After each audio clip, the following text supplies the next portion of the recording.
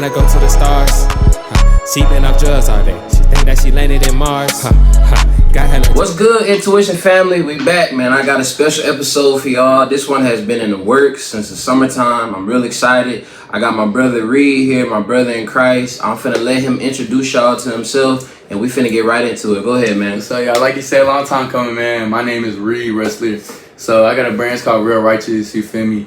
It came from, my name being double R, Real Righteous, you know what I'm saying? Yeah, you follow me on Instagram. All platforms. Real Righteous _ double R, and then my brand IG is double R _ Real Righteous. So you see, you got it on right now, my boy. Fashion, dripped head to toe. Yeah. You one of the best dressed at A&T. Well, first of all, man, appreciate you for coming on, man.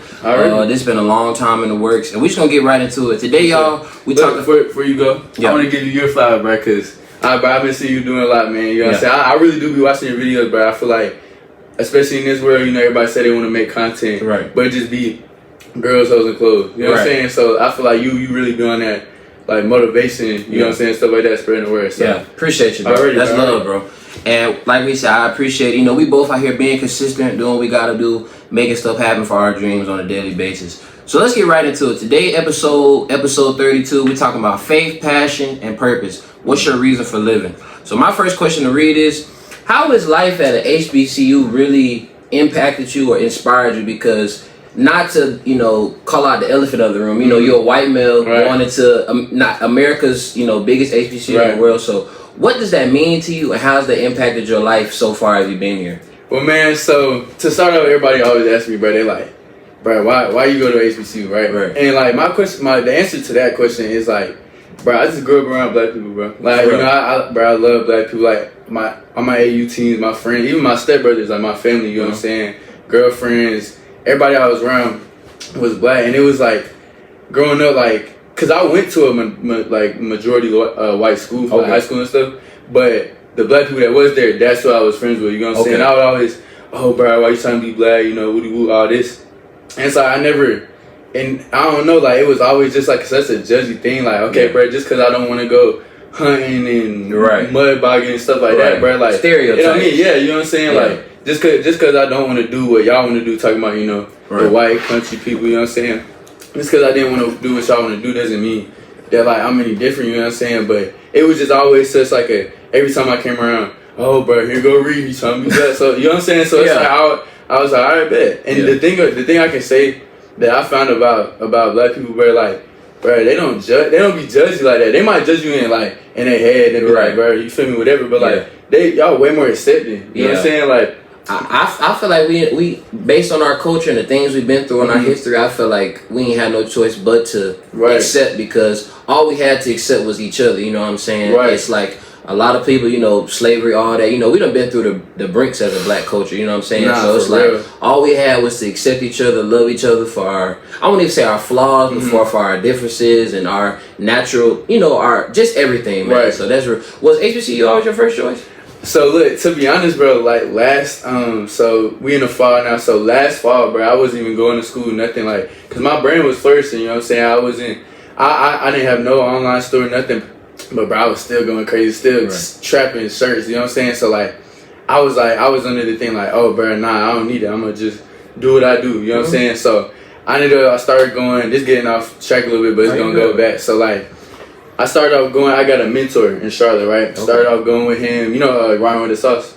I heard that name before. Yeah, he used to do like the 20v1s with like Boosie and stuff like that. So, but my mentor, his name is Trey. He got a brand called Pt.1. Shout out my boy Trey. So I started going with him. He was at these video shoots. I started getting a little traction in Charlotte, you know what I'm saying, started networking, stuff like that. But then I seen like, dang, bro, he already got a bunch of stuff going in Charlotte. I never like feeling like a leech, you know what I'm saying? Like, and so I was talking to him, because, my dad stay in High Point. So I was talking to my mentor. I was like, bro, I'm about to start going up to Greensboro, kind of building stuff up out there. And then, boom, you got Charlotte on lock. I'm going to have Greensboro on lock. Then we can both come together. You know what I'm saying? Best of both worlds. Exactly. And so boom, like I said, I was going up to Greensboro a lot. My friend, he was going to Greensboro College, but we was all the time over here. And bro, I just fell in love with the campus. And so like, it was like, when I was younger, I wanted to go to college, I was a good student and stuff. But then COVID kind of pushed it off track. But then when I started coming here and seeing like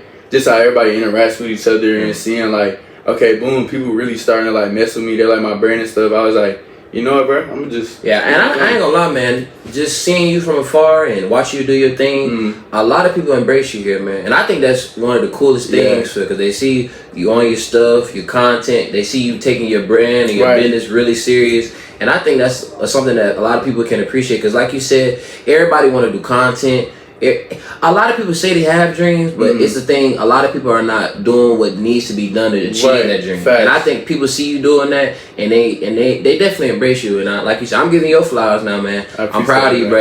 Every time I open my thing, I either see me, dudes, JB, people that's out here really doing stuff and pushing the narrative. You know what I'm saying?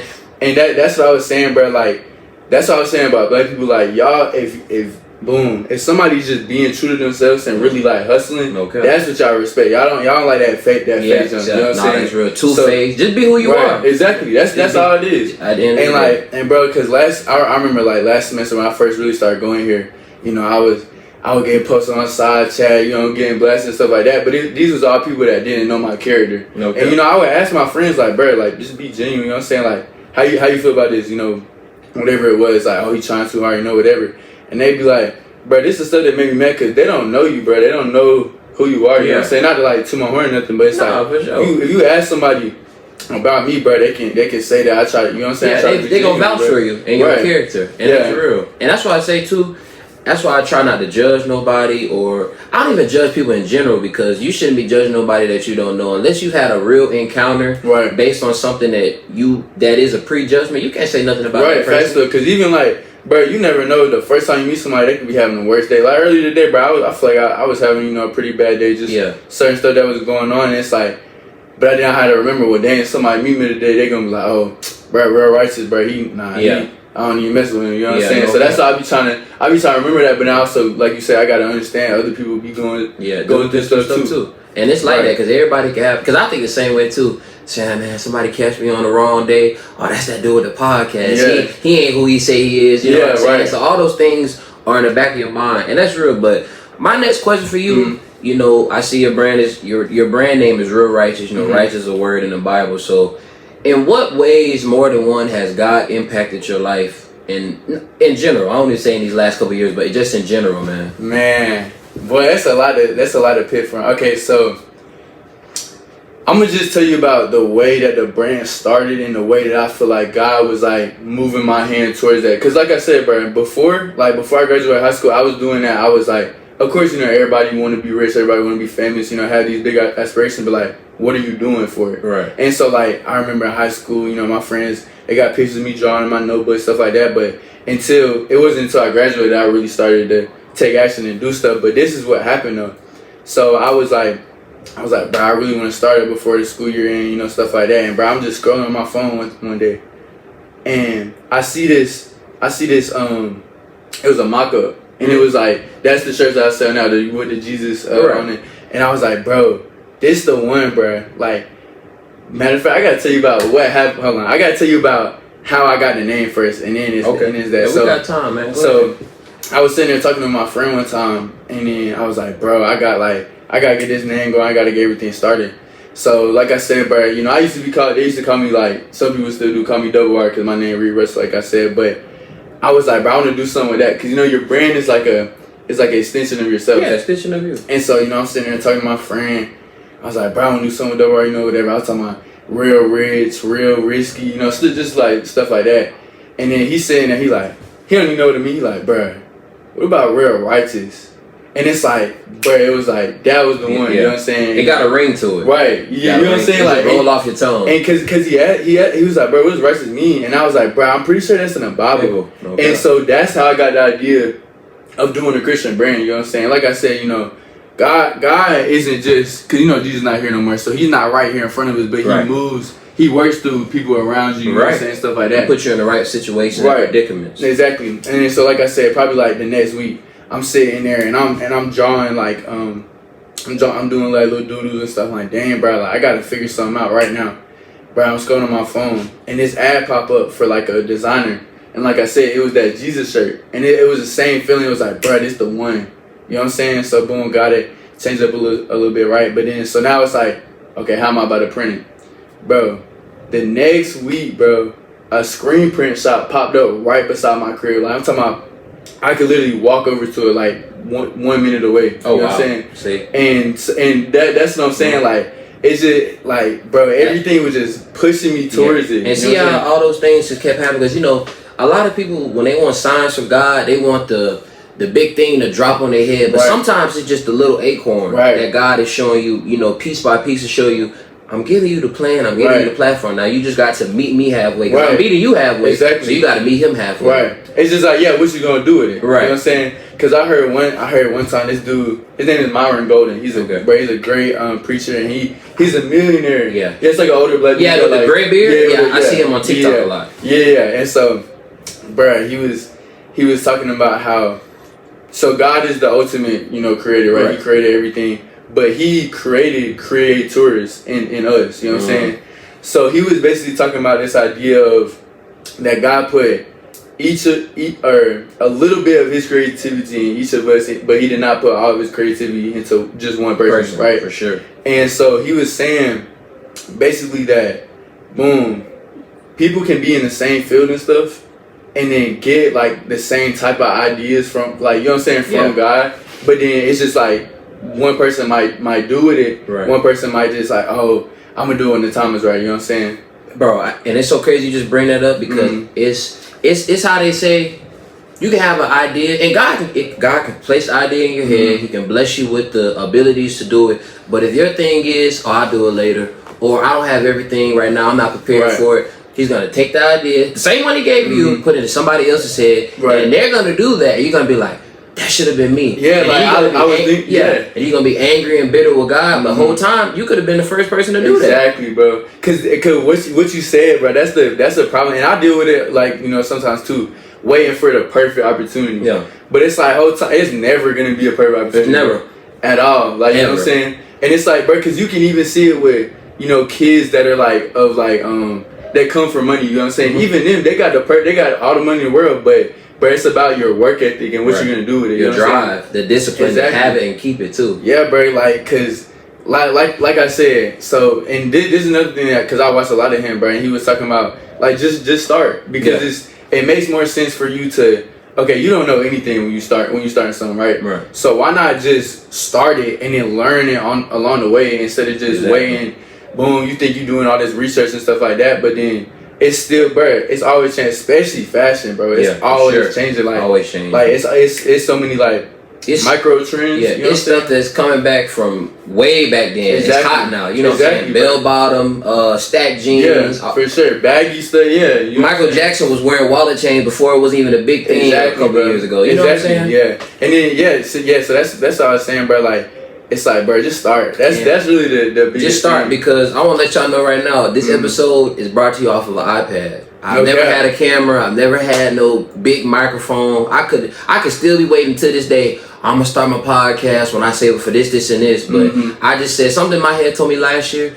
It's no perfect time. Just do this right now. And that's what, bro. If you ask anybody that's popping off of it right now, that's what they're gonna tell you. They're literally like, not even saying me and him like popping or nothing like that, but like, bro, any YouTuber you got, even Constant, you guys, he gonna say, just pick up the camera. Because like, you know what I'm saying, you don't got you got nothing to lose, bro. And it's like, how are you gonna get better if you're not literally doing it? You know what I'm saying, like. And while we on the subject of God and everything, how He's transforming our lives, you know, in not in the Bible, but in just the Christianity religion, they talk about, you know, having faith in God, having blind faith in Him, you know, believing in Him when things are going good, bad, or even worse. So in your day-to-day life, when things don't not go to, you know, according to plan or how you want them, how do you deal with, you know, a backtrack, a defeat, or something that just didn't go your way during that time? That's a good question. That's a great question. I would say, bro, because so you would think it would be like, asking God, like, why, bro, like, or like, why would this happen to me? You know what I'm saying? But like with me, it's like, not everything in your life is gonna be good. You know what I'm saying? Not everything in your life is gonna be good. And even in the Bible, bro, Job, you know the story of Job, right? Job, you know, the devil, like, and God, they were kind of like, it was basically like a wager type. Like he was like, bro, the only reason he following you is because you give him all this stuff. So like, you know what I'm saying? what if we take it away? What's gonna happen? Right. But God knew that he was still gonna be good. You know what I'm saying? He's outside of time itself, so he knew what was gonna happen. He was like, you know what? Let's do it. Right. So boom, he went and took everything away, bro. Took his wife, his kids, his cattle, his land, all that. And Job's friends was like, bro, like, what did you do to make God mad? Like, what happened? Mm-hmm. Job didn't do nothing. He was and even through that whole time, he was a good servant to him. And then after that, that's when God blessed him tenfold. You know what I'm saying? And so, and I'm like I said, I'm gonna get back to your question. It's kind of like, no, you good. Take your time. One time somebody asked me like, well, why would God do that? Like, why would he do that? Knowing, you know what I'm saying, it was gonna be bad. His wife and kid, all that stuff was gone. But then you gotta think, God's never gonna push you through something that he didn't go through. And so that's where it comes to Jesus. You know what I'm saying? But as soon as Jesus was baptized, and then the heavens opened up, and God said, "This is my son, for whom I'm well pleased." Right after it, like literally, like immediately after, he went into the woods or into the forest or desert, whichever one it was. Didn't have no food for 40 days, and the devil tempted him the whole time for 40 days. Right. So that's what I'm saying. Like when I question, like, dang, why is this happening to me? What is going on? Yeah. It ain't nothing that Jesus himself didn't go through. You know what I'm saying? And it's so rare you said it, because a lot of people have to. I think a lot of us people in our generation have to understand why is it happening to me, but why is it happening for me? You know what I'm saying? Exactly right. It's like, just like you said, God had to suffer. It says in the Bible, you're going to have to suffer. Yeah. I'm going to give you everything when your time is right, when you need it, and stuff that you pray for. But you have to suffer, because that's what he had to. That's what I'm saying. That's literally what I'm saying, bro. It's like why? Who am I to think? Yeah. Oh, there go right there. Oh, me. What's the name? Who am I to think that I can just get away with not doing it? Right. You know what I'm saying? Or I just can't go through no bad times. Matter of fact, that remind me of. I think I told you this, bro. I was telling you this, bro, when we was over there talking. Bro, I heard this thing. It was like, it ain't no elevator to the top, but if you do catch one, you're going to miss all the steps along the way that you had to trip over and maybe fall back. You know what I'm saying? That's real. But then also, if you do catch that elevator, think about the fall. Right. You're going to go straight back to the bottom, but at least on the stairs, at least if you trip and fall, you might go back 1 or 2 steps. Okay, you know what I'm saying? Like, and so like you said, bro, it just goes it goes back to like, who am I to think that I'm not going to go through something? Right. You know what I'm and let's step on the topic more about you. So, what was your upbringing like? And what are some of the morals and values that you were taught coming up, or something that you stand on very firmly as a man? Okay. So growing up, bro, I had a great life, bro. Where are you from? So it's called it's a little town called New London. It's right beside this other little town called Albemarle. Albemarle is a little bigger, but so if you were to ask me, I would say I'm from Albemarle. It's like probably like 20 minutes from Salisbury, about 30 minutes from Concord. So, like I said, it was a little, little country town. You know what I'm saying? Real kind of tight knit community and stuff. But bro, I had a great upbringing, bro. I would say my parents weren't together, but they both had, somebody, another significant other. And bro, I remember going to baseball games and they would all be sitting together. Wow. No cap. So that like that's what bro, I seen them all together. And when I was younger, I didn't know none of the beef that happened with them, nothing. You know what I'm saying? But like, I was like, dang, like I love this. You know what I'm saying? Because bro, a lot of people they grow up even in a one. You know what I'm saying? Boom, parents split up, and a lot of times their parents may not even get with nobody else, let alone them all being cool. Right. You know what I'm saying? So that really shaped with me. And then like I said, I had stepbrothers that were black and stuff like that. So I feel like I grew up in a real kind of like a diverse like family unit. You know what I'm saying? Because I seen so many different worldviews and ideas and stuff, and so but I tell you the main thing though that I remember my dad told me, he had put me up because at my mama's house I got stairs, right? Okay. So he was standing on the bottom, and he had put me on the like the step right above him, and then he was like all right, we're about to do something. He was like, so try to pull me up. So I was trying to pull him up, like you know what I'm saying. I couldn't do it. I couldn't pull up on the first. On the first stair. He was like, all right, man, I'm about to pull you down. Or try to pull you down. He pulled me straight down. You know what I'm saying? So, like, bro, that showed me that, boom, you can be the greatest person you want to be and stuff like that, but it matters about who you hang around, though. You know what I'm saying? That's deep, y'all. So that's deep, y'all. So, like I said, to go back with that, he said, try to pull me up. I couldn't do it. He was like, I'm going to try to pull you down.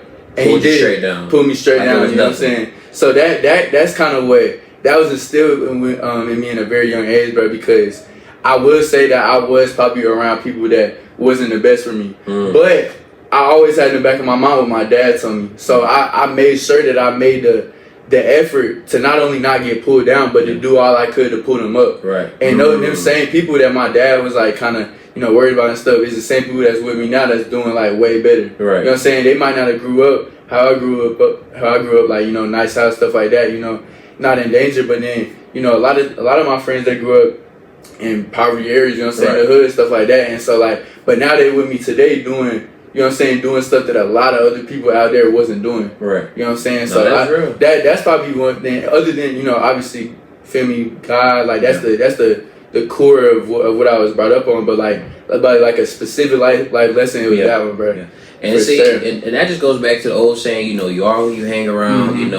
Your friends are your greatest influence besides your family, because these are the people that, besides your family, that you hang out with every day. Right. Eventually it's like an old saying, sometimes the more that you hang around with a certain person, you might look like them. Right. And just looking like somebody doesn't mean face. But it's your actions. Your actions. There you go. Right. You know what I'm saying? And so coming from that and where you are now, and being into fashion and having your own brand, and you being from a country town like you said, how has fashion and what you're doing being able to express yourself?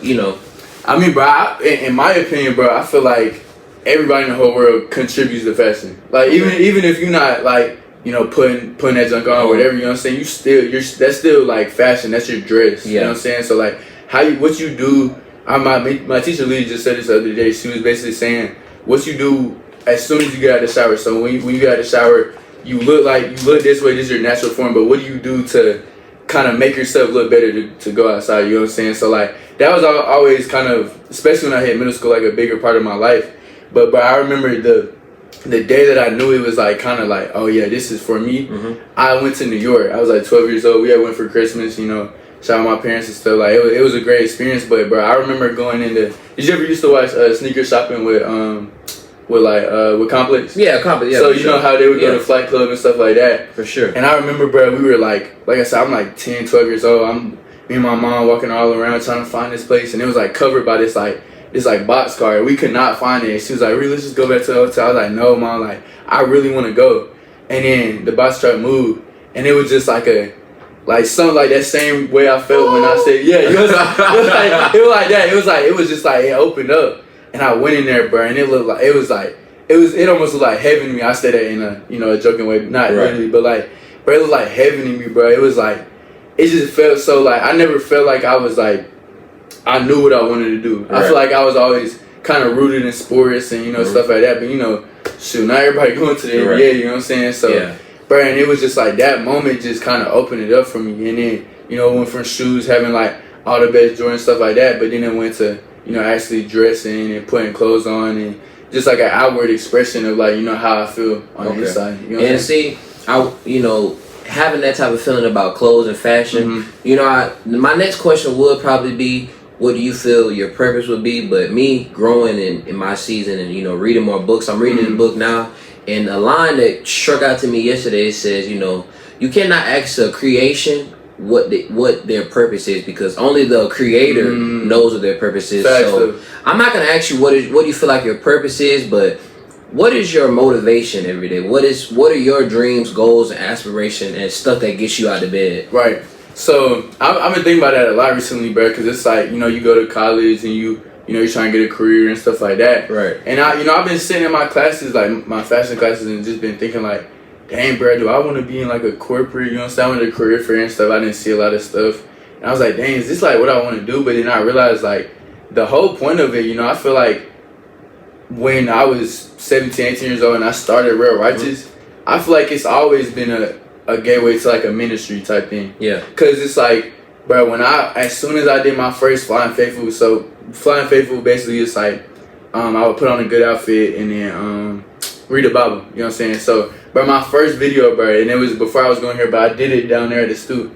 My first video I did doing that, it was 100K views. You know what I'm saying? Yeah. So it's like, and bro, people would text me all like a lot of, cause like I said, from my hometown, it's a lot of in private areas and stuff, and that's a lot of my friends, and they text me, be like, bro, like keep going, bro, like this the only Bible I get to see all week. You know what I'm saying? Yeah. I'm surrounded all the time, bro, around drugs, guns, stuff like that. And it's like, dang, bro. But then, and I noticed every time I kind of veered off of that, that's when even my the brand sales would start going down. You know what I'm saying? I realized like, bro, I feel like the purpose of Real Righteous was to be a ministry. You know what I'm saying? And whether that's through fashion, you know what I'm saying, the whole time, or whether that's literally going out talking to people, you know what I'm saying? Even I would kind of want to do it like where I'm clothing, you know what I'm saying, homeless people, giving them, you feel me, foods, you know, stuff like that, going around to other countries. And your brand is more than just a brand. You're being a vessel through God, you know, helping people change their lives, shaping your friends' life, because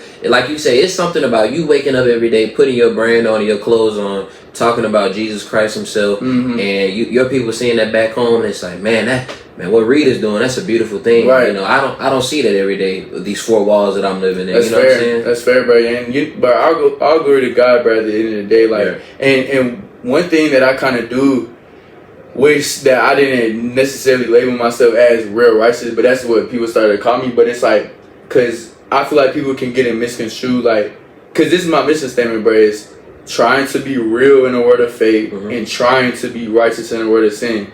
And the main point of that obviously is the Real Righteous, but then the other word is the trying part.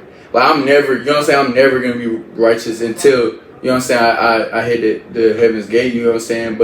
But that's the point of it, is trying to live your life for God, you know what I'm saying? And bro, I'll say, bro, I'm a sinner, bro, to be honest. Like, we all are, bro. We sin every day. And bro, and I be wondering, like, dang, bro, like, dang, why are these people getting on me? Why do these people, you feel me, you know, whatever. And then I realized, bro, shoot, they perfect. They crucified a perfect man, bro. Yeah. Oh, literally. Yeah. We in a world who crucified a perfect man. God has never done anything wrong to anybody. Right. And it's like, bro, especially today, you know, social media and stuff like that, where we constantly wanting others like approval and stuff like that. You know what I'm saying? Yeah. And it's like, bro, we're doing all this, and then but boom, like we said, bro, like, bro, at the end of the day, we're not gonna be able to satisfy them, and they literally crucified somebody that satisfied every, you know what I'm saying, didn't rob, steal, you know what I'm saying? Yeah, my older cousin told me that a long time ago. He said, in life, you're only gonna be able to satisfy one person, and that's yourself. Because and that includes your friends, your family members, even strangers, because at the end of the day, you gotta do you for you, and you have to live for you. Right. You know what I mean? Because who else is going to, bro? Literally. Like, who else? Hey, bro, my friend's not waking up every day, bro. How can I get Reed's brand out there? You know what I'm saying? They're not doing it. And you know, they might come with me, helping me at a pop-up shop and stuff, but it's like, at the end of the day, bro, like, if God didn't, you know, grant me the want to go out and sell shirts when I first started, and go to Charlotte, come up here, like, you know what I'm saying, it would have never been that. Okay. You know what I'm saying? That's what I be having to remember, like, bro, I can't wait for nobody to say it, you know what I'm saying? The only thing that you have to just tell yourself every day, the only validation you need is from yourself. You're proud of yourself because you know you're doing something every day to push yourself forward to a dream and a goal that you might have. Because at the end of the day, people are people. People know. I always say this: I'm not better than nobody, but nobody better than me either. Facts, you know what I'm saying? You know what I mean? That's real. That's real. That's real. You know what I'm saying? And it's like, you know, you might meet a lot of people in your life. You know, you could just be being you, and people may not like you for you. But at the end of the day, when you know you haven't done something to a person, they treat you any type of real way or wrong, pray for them, man, because people have their own demons, and people have to live with themselves on a daily basis. And bro, that's real, bro, because bro, I be having to remember, like, people change, bro. They like, do. I know I changed. Like, I changed too. My feelings change every day. You know what I'm saying? I could want to be with this girl one day and then not the next day. You know what I'm saying? And it's like, I be having to remember, like, if you rooted in God, then that's, bro, because he's never gonna change. You know what I'm saying? He's always gonna be there. And you were talking about a book, bro. You know who Matthew McConaughey is? Yeah, I do. Yeah, like, that's my guy, bro.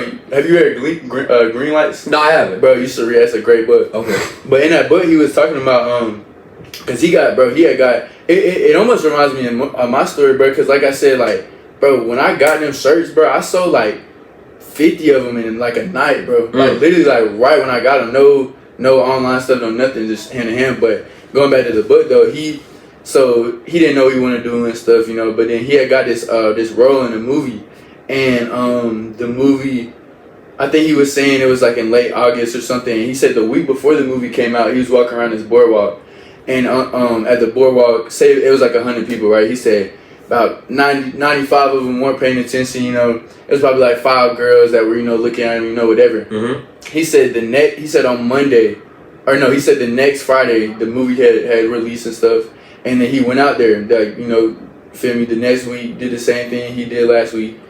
But them same 100 people, 95 of them knew who he was, and five of them weren't paying attention to him. You know what I'm saying? And so that showed me, it's like, and then another thing with that, he was like, but everybody was coming up to me saying, oh, they love me, they, you know, but they didn't know him. You know what I'm saying? So he kind of was dealing with this like self-identity, like, dang, like, who am I? Like, these people are saying they love me, they don't know me. Like, what's going on? You know what I'm saying? So like, that's what I be having to remember. Like, bro, it's all the time people coming up to me like, oh, bro, keep doing what you doing, keep, you know, whatever. But it's like, I know as soon as if I don't do the things that they think is, you know, right and stuff, then those same people are gonna be over on side chat. Oh, bro, real righteous, you know, whatever, you know what I'm saying? And that just goes back to the old saying, if you live by the cheers, you'll die by the booze. You know what I'm saying? Because it's like, if you're living your life every day for somebody giving you some type of credit or acknowledgement, you know what I'm saying, or that validation, it's like the moment that they don't, you'll be, woe is me. You know what I'm saying? Exactly. And that goes to my next question.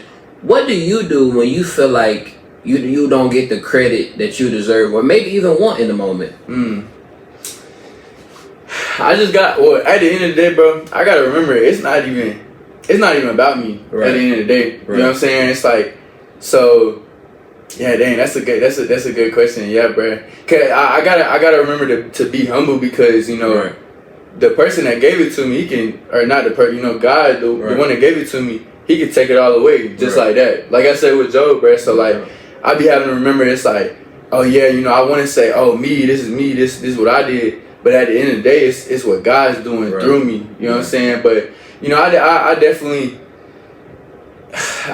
I would say, like, I don't know, it's a hard thing to kind of combat with. You know what I'm saying? No, I understand, because I think I would say it to I think I asked that question because, you know, in content and stuff, you know, you may not always get the views or the likes that you may have thought. Like, even me, for a person, like, you know, I'm posting every day on Instagram, YouTube Shorts, TikTok, all these platforms, you know, and I may post a real motivational video thinking it's going to do good, and maybe it don't, but then I go on Instagram or TikTok and I see some stupid crap that blow up and go viral, and you're like, man, what is this? But then I had to really check myself. I'm like, okay, this thing only got 200 something views, and this only got, like yesterday I posted a TikTok, it got like 430 likes. Maybe I see another video, when I keep swiping off my video, it may have 1 million likes, but it may be off of some crazy stuff, but it's nothing that's really impactful or what I'm trying to do. But the thing I tell myself is, it's like, if you invite 435 people to your birthday party, that's the best birthday party of your life. It's gonna be rocking. Nah, for real. You know what I'm saying?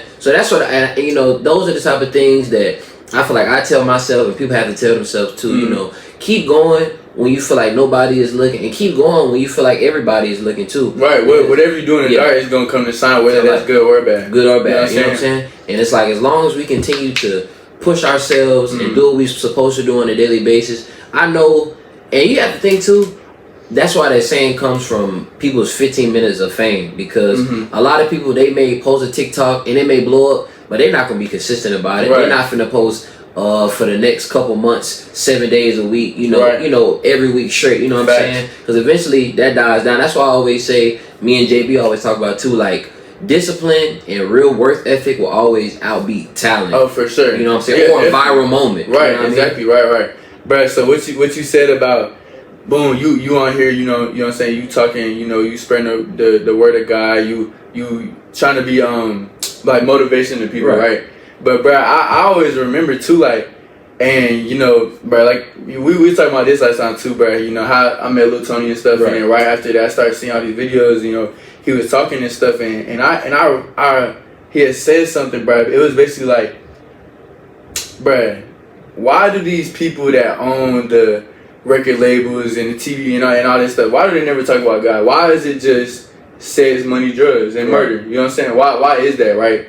And then he said this verse, bro, and this is what I was putting up. So this is Ephesians 6:12 or 6. Ephesians 6:12. Remember that, y'all. And so it's, for we wrestle not against flesh and blood, but against principalities, against powers, against the rulers of the darkness of this world, against spiritual wickedness in high places.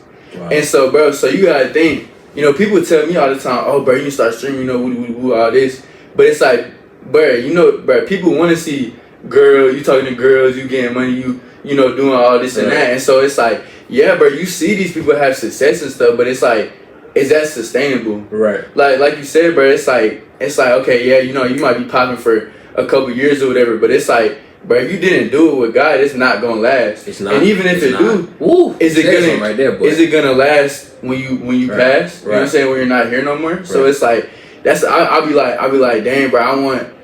Cause, bro, if I want to be honest, yeah, I do want women. You know what I'm saying? I do want money. I do want cars, stuff like that. But then I gotta remember, it's like, bro, that's gonna fade away. Yeah, you know what I'm saying? It's not gonna be here. So that's like all of that could be temporary and it could be gone at any minute. Yeah, like you say, is it gonna be sustainable? And are you doing it with God? Right. And I was reading this book the other day, and I even wrote this question down for you, and you can answer how you want to. Is it hard having friends or even communicating with people when you're in line with God? Because you know,